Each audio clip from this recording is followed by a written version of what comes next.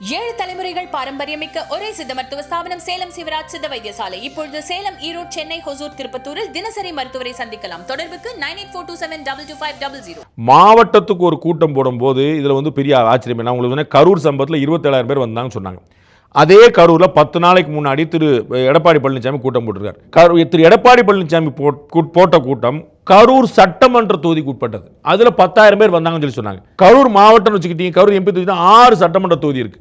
அப்போ எடப்பாடி பழனிசாமியோட கூட்டத்தில் மாவட்டத்துக்கு ஒன்று வச்சிருந்தாருன்னு 60,000 பேர் வந்திருப்பாங்க. உங்களுக்கு புரியுங்களா? அப்போ புதுச்சேரியில் ஒருத்தர் துப்பாக்கியோட கைது செய்யப்பட்டார். அவர் லைசன்ஸோட வச்சிருந்தாரு. அவர் யாருன்னு, சிவகங்கை மாவட்ட இவர் தலைவருடைய பாதுகாவலர், சிவகங்கை மாவட்ட தாவேகா தலைவரோட பாதுகாவலர்.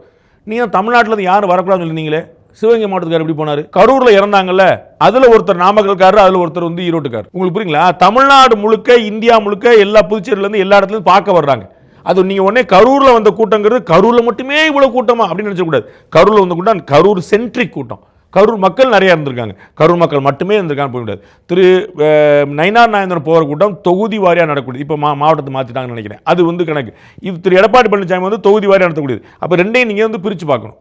மாவட்டம் முழுக்க வரலாம், யாருனாலும் வரலாம்னா ஆட்டோமேட்டிக்காக வரும். நீங்கள் சொன்னது போல் திரு செங்கோட்டையன் அவர்கள் அவர் தலைமையில் முதல் கூட்டம் நடக்க போது, அவர் கொங்கு மண்டலத்து முதல் முறை ஆட்டோமேட்டிக்காக கூடும். ஆனால் அது ஈரோடு தொகுதிக்குமான கூட்டம் மட்டுமா, ஈரோடு மாவட்டத்துக்கு மட்டுமான கூட்டமா, அது நீங்கள் புரிஞ்சுக்கணும். அது கொங்கு மண்டலம் உட்பட எல்லாத்துக்கும். இங்கேருந்து கரூர்லேருந்து போவாங்கல்ல ஈரோட்டுக்கு 1 மணி நேரம் தானே, சேலத்துலேருந்து போவாங்கல்ல 1 மணி நேரம் தானே, திண்டுக்கல்லேருந்து போவாங்கல்ல 1.5 மணி நேரம் தானே, எல்லா இடத்துலையும் தான் போவாங்க. அப்போ திரு விஜயை பார்க்கணுங்கிற எண்ணம் யார் யாருக்கு இருக்கும்? எல்லாருக்குமே இருக்கும்.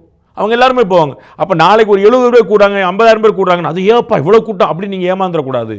அது பல மாவட்டங்களில் வந்திருக்கக்கூடிய கூட்டம். இது இந்த மாவட்டம் தவிர வேறு யாருமே கிடையாதுன்னா நீங்கள் யோசிக்கணும். அப்போ கட்டாயம் ஒரு பிரம்மாண்டமான கூட்டம் கூட்டுவார், நோ டவுட்.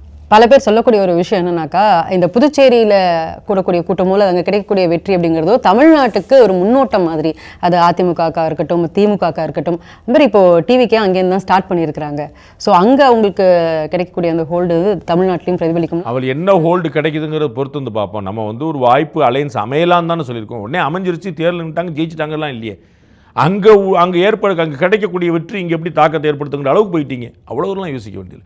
இன்னும் எந்த கூட்டணியும் இல்லை. ரெண்டுக்கும் ஒரே நாளாக தான் தேர்தல் நடக்கும். தமிழ்நாட்டுக்கும் கேரளாவுக்கும் புதுவைக்கும் ஒரே நாளாக தான் தேர்தல் நடக்கும். அசாமுக்கு வெஸ்ட் பெங்காலும் சேர்த்து நடக்கும். அதெல்லாம் 2 கட்டமாக 3 கட்டமாக நடக்கலாம். நம்ம ஊரில் இந்த 3 ஸ்டேட்டுக்கும் ஒரே கட்டமாக தான் நடக்க போகுது. அப்போ புதுவைக்கு எப்போ தேர்தலோ அப்போ தான் தமிழ்நாட்டுக்கு தேர்தல். அப்போ பார்ப்போம். அலைன்ஸ் அமையணும்ல, கட்சி உருவாகணும்ல. அது நம்ம திரு ரங்கசாமி அவர்கள் எவ்வளோ டஃப் கொடுப்பார்னு இவர் பார்ப்பார்ல. நம்ம நினைக்கிற மாதிரி அண்ணன் சொல்லிடுவார், கட்டாயம் வாங்க தம்பி நம்மலாம் ஒன்றா செய்வோம்னு சொல்லிடுவார். அப்புறம் ஒன்றா செய்யும்போது என்னெல்லாம் செய்வாருங்கிறது அப்புறம் தானே தெரியும். அதில் it's not going to be easy game. So அவர் அலைன்ஸ் அமையட்டும். எதிர யார் யாருக்கு ஏடிஎம்கே என்ன செய்ய போகுது, டிஎம்கே என்ன செய்ய போகுது, இதெல்லாம் நம்ம பார்க்கணும்ல.